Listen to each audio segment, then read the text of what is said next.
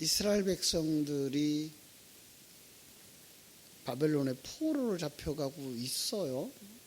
그런데 1차로 돌아온 사람들이 와서 성전에 기초를 놓고, 그리고는 그들은 자기 집을 지으러 가고 있고, 그죠? 그때에 에스라를 통해서 또 이제 하나님의 그 나라를, 그 교회를 성전을 세우고 있다가 중단되어졌고, 학개와 스가랴 선지자를 통해서 이제 성전이 완성이 되어졌죠. 그랬는데 불구하고 그 다음 소식을 들은 느헤미야가 들은 소식은 뭐예요? 성이 허물어졌고 성문들이 불탔다고 하는 그런 상황을 이야기하고 있는 거예요. 저는 그걸 그냥 우리에게 주려고 하는 하나님의 반복적인 기법이다, 이렇게 표현을 하고 싶어요. 자, 이 누구가 1절에서부터 보겠습니다. 하가랴의 아들 느헤미야의 말이라.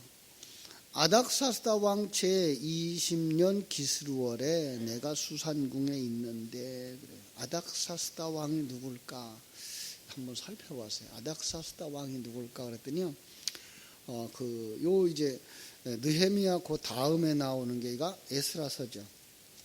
에스더서.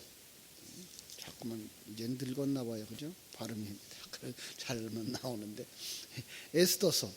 에스더가 그 수산궁에 있을 때에 그 당시에 아하수에로 왕에 의해서 에스더가 왕후로 간택이 되어지죠. 그래서 이 아하수에로 왕과 에스더가 낳은 아들이 이 아닥사스다 왕인 거예요. 아닥사스다 왕이, 그래서 그 아닥사스다 왕의 어머니가 그럼 누구예요? 에스더가 되는 거예요. 그런 시대인 거예요. 그런데 그들의 나라는 어떻게 했어요? 수산궁에 있었다 그래요. 수산궁. 이 수산궁은요, 그들이 그 날씨가 추울 때에 가서 머무는 성이에요. 남쪽에 있겠죠. 그러니까 수산궁은 그 겨울성이에요. 겨울이면 가서 머무는 곳. 거기에는 왕과 그 왕의 측근들이 머무르는 그런 것이죠. 여름성은 어딘가 하면 이제 앙메다 성이라고 말하는 이제 그런 곳이 있어요. 근데 그들이 지금 기스루월에 내가 수산궁에 있는데, 기스루월이 11월, 12월을 상징해요. 11월, 12월. 그러면 생각나는 거 있죠. 12월에 뭐가 있죠? 수산궁 12월 부림절이 있어요. 그렇죠? 바로 이런 절기들을 우리에게 가르쳐 주는 거예요. 느헤미야는 그런데 이제 1차 포로가 돌아갔고 2차로도 돌아갔고, 그런데 그는 여전히 지금 이 왕 곁에 있었던 사람. 왕 곁에 뭐 하는 사람이었어요?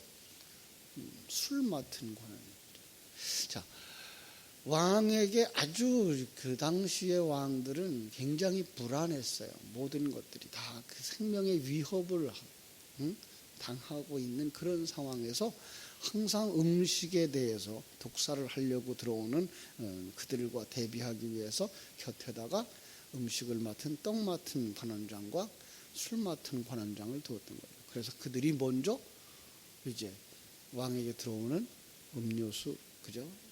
술이죠. 왕에게 들어오는 음식을 먼저 먹어서 더욱이 해가 없다라고 생각을 했을 때 그때 왕에게 들어갈 수 있는 그런 중요한 자리, 왕이 생명같이 여기는 종을 두는 자리가 바로 이 술 맡았던 관원장과 떡 맡았던 관원장인데, 그런 면에서 느헤미야는 이 왕의 가장 가까이에 있는 사람이었다라는 것을 우리가 알 수가 있습니다. 그렇다면 그는 왕 아래에서, 왕 바로 다음 가는 자리에서 모든 것을 다 가진 사람, 그리고 원하는 것은 다 얻을 수 있는 사람이라는 거예요. 근데 2절에 보니까요, 그가 어떤 사람인가 또 설명을 해요.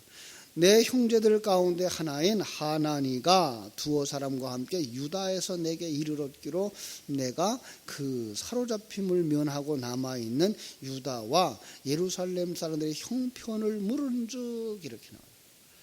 사로잡힘을 면하고 남아있는 그들, 이렇게 얘기하고 있어요. 지금 어떤 면에서는 우리가 생각하는 1차 포로, 1차 귀환, 2차 귀환 이렇게 이야기할 때는 이미 사로잡혔던 자들이 돌아가 있는데 불구하고 이 상황을 그들이 사로잡힘을 면하고 남아있는 자들의 형편이 어떠한지를 내가 물었다라고 말하고 있는 거예요. 뭔 걸 보여주려고 그러죠? 지금 이거 여기서 보여주려고 하고 있는 거는 이 느헤미야의 위치를 이야기하고 있고요. 느헤미야가 어떤 곳에 관심을 가지고 있느냐라는 것을 지금 설명하고 있는 거예요. 어떤 면에서 예수 그리스도의 하늘에서의 이 지상의 사람들을 바라다 보고 있는 바로 그런 모습으로 우리를 그려주고 있는 이 그림인 것을 우리가 이렇게 해서 살펴볼 수가 있는 거죠. 이 하나냐는요, 누구라 그랬어요? 내 형제, 친동생이었다 그래요. 그러니까 에스라와 두 번째 귀환했던 사람인데 그가 돌아와서 소식을 전해준 거예요. 그 형편을 물어봤어요. 이 형편을 물었은즉이라는 단어가요, 제일 중요한 질문이라는 의미이고 오직 하나의 질문이라는 의미예요. 그냥 가장 큰 관심사예요. 느헤미야에게 있어서 가장 큰 관심사. 왕 바로 아래에 있는 자로서 자기 백성에 대한 그 관심. 누구의 모습 같아요? 예수 그리스도의 모습인 거죠. 그랬더니 그들이 어떻게 얘기해요? 3절. 그들이 내게 이르되 사로잡힘을 면하고 남아있는 자들이 그 지방 거기에서 큰 환난을 당하고 능욕을 받으며 예루살렘 성은 허물어지고 성문들은 불탔다 하는지라. 이게 지금 이 세상 형편인 거예요. 우리의 형편인 거예요. 그 당시로만 돌아가서 보면은 그 예루살렘의 형편이지만은 하나님은 성경을 통해서 우리의 모습을 보여주고 있는 우리의 모습. 그죠? 우리는 지금 환난을 당하고 있다는 거예요. 우리 생활이 편한데요? 그거는 세상 사람의 눈으로 본 모습이고요. 하나님의 모습으로 볼 때는 뭐예요? 하나님 백성이 세상에 의해서, 사단에 의해서 지금 동화되어져 가고 그들 속에 무리져 가고 하나님의 생명으로부터 떨어져 가고 있는 게 뭐예요? 그게 환난인 거예요. 우리 그거 볼 수 있어야 돼. 나는 생활이 편안해. 사람들도 아무도 나를 어렵게 하는 사람들도 없어. 힘들게 하는 사람들도 없어. 그것이 환난이 아니라 정말 편안하고 있는데 불구하고 영적으로 깨어있지 못할 때 그걸 뭐예요? 환난을 당한다라고 보고 있는 거예요. 그들이 능욕을 받고 있다고 보는 거예요. 성문이 다 불탔으니까 그럴 수밖에 없잖아요. 그러니까 문이 없어요. 성이 없어요. 문 누구죠? 예수 그리스도예요. 길이 없어요. 지켜주는 자도 없어요. 참담함이죠. 영적인 참담함. 당시의 이야기로 말하면 그 예루살렘 성의 참담함의 모습이지만 그걸 통해서 지금 우리를 보여주는, 우리가 이렇게 참담한 거예요. 사단에 의해서, 세상에 의해서 황폐되어져 가고 이끌려가고 있는 모습인 것을 볼 수가 있습니다. 그때의 느헤미야의 반응이 어땠어요? 4절. 내가 이 말을 듣고 앉아서 울고 수일 동안 슬퍼하며 하늘의 하나님 앞에 금식하며 기도하여 이르되, 참 하나님께서 이 예루살렘에서 이 당시로 이야기를 보면은, 당시 이야기로 보면은 정말 그는 그 형제들의 아픔을, 그죠? 동족의 아픔을, 그 환난을 당하고 능욕을 당하고 아무도 지켜주지 못하고 있는 그들의 모습을 보면서 가슴을 치며 울었던 모습을 볼 수가 있는 거예요. 참 어떤 면에서는요, 이 시대에 바로 이런 주의 종들이 있어야 될 시대, 하나님이 지금 찾고 있는 시대가 아닐까. 백성들을 보면서, 이 나라를 보면서 하나님 앞에 회복을 위해서 눈물을 흘려야 할 주의 종들, 눈물을 흘려야 할 애국자들, 눈물을 흘려야 할 백성들이 있어야 되겠다라는 생각을 해요. 주님이 십자가를 지고 올라가다가 울고 있는 여인들을 향해서 그렇게 말하죠. 나를 위하여 울지 말고 너와 내 자손들을 위하여 울라. 십자가를 져야 되는 분은 예수님뿐만 아니에요. 예수님 안에서 우리가 십자가를 져야 되는 거예요. 참 감사한 건 이 십자가를 지는 것이 2000년 전에 예수님이 십자가 졌어. 여기로 끝나지 아니하고 우리가 지금 십자가를 지는 삶을 살아야 되는 거구나. 주님께서 그랬어요. 나를 따라오려는 자 누구든지 자기를 부인하고 자기 십자가를 지고 나를 따라오라 그랬어요. 지금 우리가 주님을 따라간다 그러면 우리는 주님의 십자가를 같이 지고 가는 자들이어야 되는 거예요. 하나님의 생명을 가진 자, 그 생명의 완성까지가 부활의 과정인 거예요. 그럼 우리는 부활의 부분에 들어가 있는 거예요.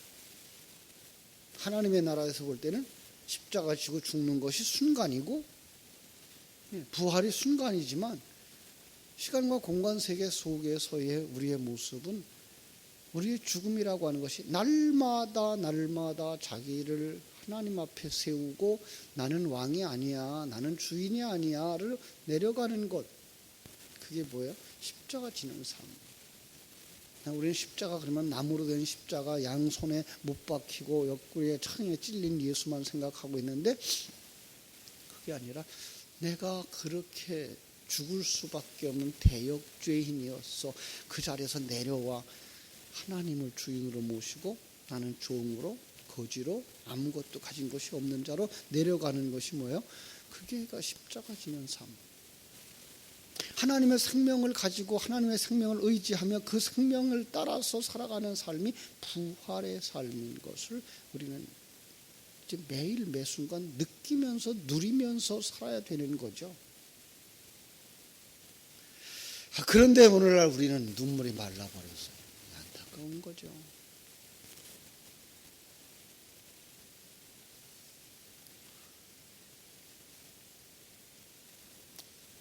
참 우리는 하나님 앞에서 눈물을 흘려 기도할 수 있는, 자녀들을 위하여서 눈물을 흘려서 기도할 수 있는, 다음 세대를 위해서 눈물을 흘려 기도할 수 있는 그런 사람이 되어져야 할 줄로 믿습니다. 울고만 있으면 아무것도 안 되죠. 그죠? 그 다음에 어떻게 돼요? 기도해야 되는 거죠. 그죠? 그에게 하나님이 일하셔요. 왜냐하면 지금 남의 얘기를 하고 있는 거 아니에요. 우리는요. 나의 얘기를 하고 있는 거예요. 내가 변화되려면 어떻게 돼요? 진리를 되새김질 해야 되는 거예요. 그게 뭐예요? 하나님 앞에 기도하는 거예요. 그러면서 뭐예요? 금식하며 기도했다. 금식하며 세상 것을 힘의 근원으로 삼지 아니하고 하나님의 뜻이 이 땅에서 이루어지기를, 하늘에서 이룬 것 같이 땅에서도 이루어지다의 기도를 하나님 앞에 드리는 거예요. 그래서 그가 부르는 하나님의 이름이 어떠한지 한번 보세요. 5절. 이르되 하늘의 하나님 여호와, 크고 두려우신 하나님이여, 주를 사랑하고 주의 계명을 지키는 자에게 언약을 지키며 긍휼을 베푸시는 주여, 이렇게 부르고 있어요. 하늘의 하나님, 전능하신 하나님, 크고 두려우신 하나님, 그죠? 창조하시고 섭리하시고 경륜하시는 하나님, 구원의 하나님. 그 구원의 또 다른 면이 뭐예요? 심판의 하나님. 그런데 그것을 언약 속에서 이루시는 하나님, 신실하신 하나님, 우리를 긍휼히 여겨주시는 하나님. 그는 하나님을 알았다는 거죠. 예. 어제도 우리 졸업한 우리 동기들 모임이 예산에서 있어서 거기를 다녀왔는데 벌써 이제 은퇴한 사람들이 하나씩 생겨나고 있고 선교사로 갔다가 나온 사람도 있고 그들과 얘기한 관계 속에서 이런 얘기를 하여 결국은 뭐예요? 하나님을 몰라서 그래요. 그들의 삶 속에 하나님이 없어요. 어떤 은 참으로 아픈 거예요. 큰일이다. 주의 종들의 심령 속에 하나님이 없어요. 주의 종들의 삶 속에 하나님이 없어요.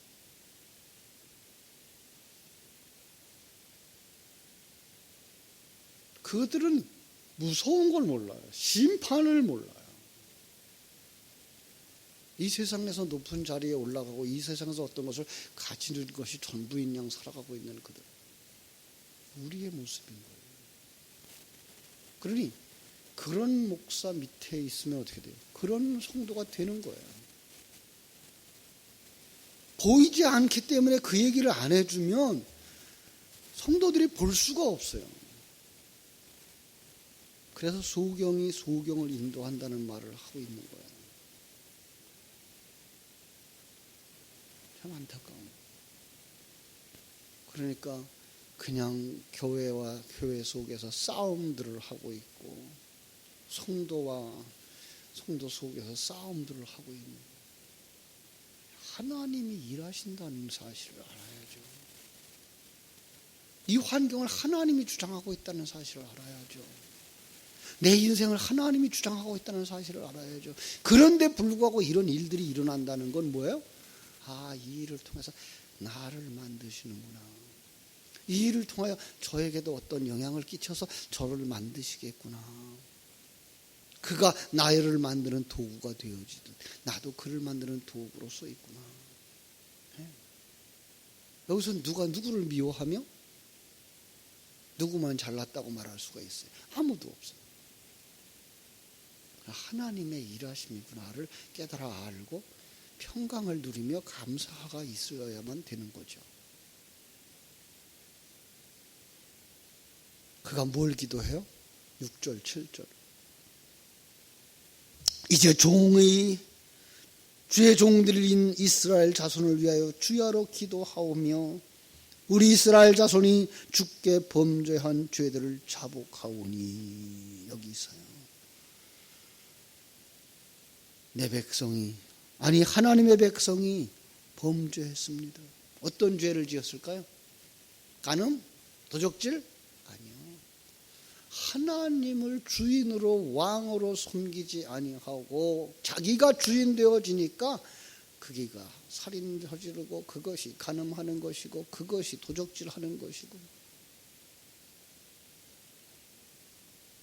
하나님 주신 것에 대하여서 만족이 없어요.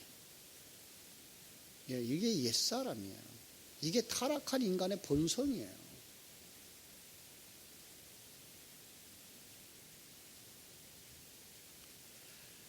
욕심은 한이 없어요.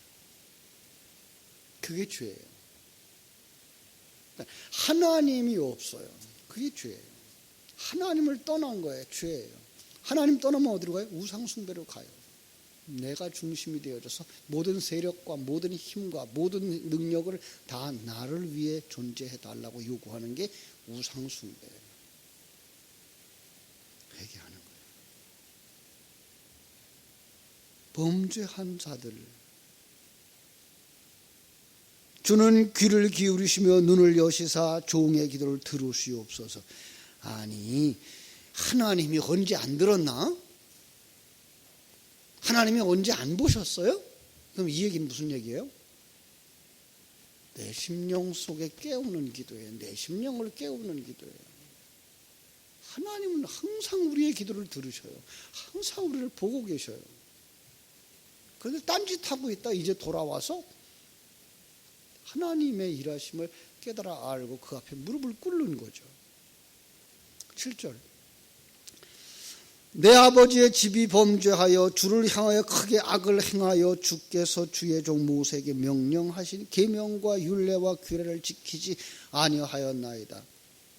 그들은 지켰어요. 근데 왜 지키지 않았다 그러죠? 그 속에 담아준 진리를 흘려버렸기 때문에 그런 거예요. 그걸 갖다 뭐라 그래요? 여자. 왜요? 피를 흘리는 자, 생명을 흘리는 자. 그래서 이런 얘기를 하고 있어요. 8절. 만일 너희가 범죄하면 내가 너희를 여러 나라 가운데 흩을 것이요. 만일 내게로 돌아와 내 계명을 지켜 행하면 너희 쫓긴 자가 하늘 끝에 있을지라도 내가 거기서 그들을 모아 내 이름을 두려고 택한 곳에 돌아오게 하리라 하신 말씀을 이제 청하건대 기억하옵소서. 하나님 기억하고 있다니까요. 하나님이 잊어버리간요. 누가 잊어버렸을 뿐이에요? 내가 잊어버렸을 뿐이죠. 우리 백성들이 잃어버렸을 뿐이죠. 하나님은 절대로 안 잊으셔요. 신실하신 하나님. 한치 오차도 없이 일하시는 하나님. 이제 그럼 뭐 하자는 얘기예요? 말씀대로 돌아가겠습니다 라는 거죠. 말씀대로 우리가 돌아가게 하여 주옵소서라는 거죠.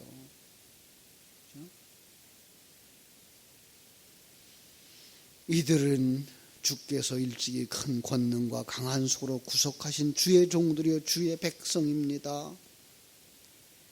그러니까 왜 지금 이렇게 말하는가 하면 우리의 힘으로 할 수가 없습니다. 그것 때문에 그래요.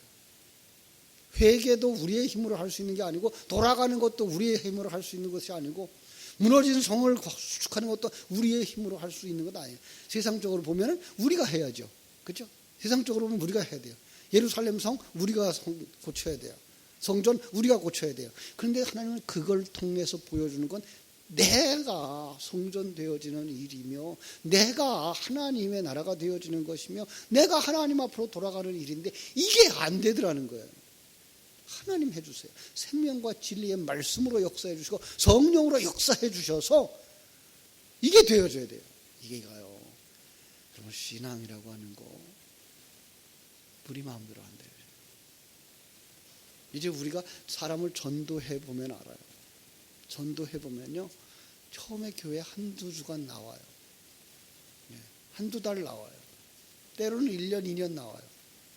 그런데 그 진리의 말씀이 가슴에 새겨지질 않아요. 떠나버려요. 그건 교회가 잘못해서 많이 떠나는 건 아니에요. 어떤 면에서 그들의 마음속에 생명이 새겨지지를 않아. 하나님이 주시는 은혜구나. 이게 하나님이 함께 하시는 거구나. 하나님이 나를 만들어주는 환경이구나. 이것밖에 없어로 가야 되는데 이게 안 되어지기 때문에 떠나는 거예요. 그런데 우린 남아있잖아요. 이게 뭐예요? 이게 은혜인 거예요. 하나님의 일하신 거예요. 잘나서가 아니고요. 어떤 면에서 세상 사람들의 말로 말하면 못나서 남아있는 거예요. 그걸 성경은 뭐라 그래요? 남은 자라 그러는 거예요. 하나님께서 하셔요. 우리 어떡하라고요? 무너진 성을 수축하자고. 여호와의 성전으로 완성되자고요. 하나님이 주신 그 약속의 말씀을 따라서 나가자고. 성경은 오늘 우리에게 그렇게 말씀하는 겁니다. 그래서 그 11절 주여 구하오니 귀를 기울이사 종의 기도와 주의 이름을 경외하기를 기뻐하는 종들의 기도를 들으시고 오늘 종이 형통하게 이 사람들 앞에서 은혜를 입게 하옵소서. 왜 그래요? 느헤미야는 지금 뭐 하고 싶은 거예요? 왕의 술 맡았던 관원장의 자리에서 예루살렘 성을 건축하러 가고 싶은 거예요. 그런데요, 왕이 측근으로 두었던 술 맡았던 관원장은 그 자리에서 떠나면 어떻게 되죠? 죽는 거예요. 아니, 당시에 그 왕들이 자기 측근은 그대로 두질 않아요. 왜냐하면 너무나 아는 게 많아. 너무 비밀을 많이 알아.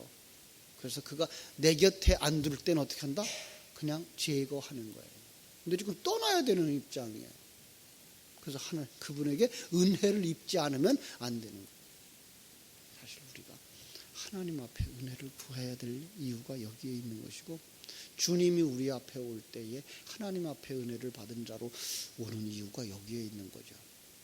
그래서 성자 하나님이 하늘 보좌를 떠나서 이제 우리 안으로 오시는 바로 그런 일들이 일어날 것이고 그분이 우리 속에서 성으로 완성되어지는 일을 하실 것이고 그 속에서 어리석은 자들은 어떻게 살아가며 그 하나님은 어떻게 일하시는지를 우리 느헤미야서를 보면서 우리는 차츰차츰 더 하나님의 일하심을 깊이 알아가는 이 새벽이 되어지기를 주님의 이름으로 축원합니다.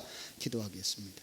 하나님 우리 아버지 크신 은혜와 사랑을 감사하고 감사합니다.